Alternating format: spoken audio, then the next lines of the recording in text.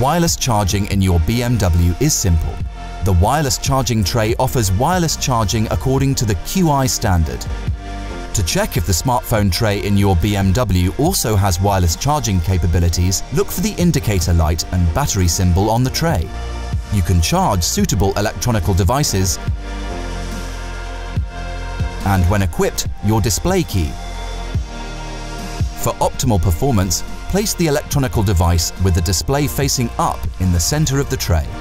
Depending on the vehicle, the charging status of the electronical device is shown on the central information display.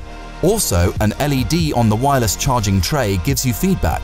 Blue indicates that the device is recognized and is being charged. Orange indicates the charging has been stopped because the device has gotten too warm or something that cannot be charged is on the wireless charging tray.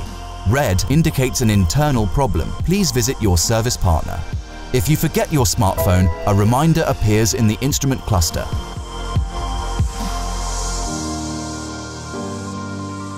Continue watching our How-To series to get the most out of your BMW.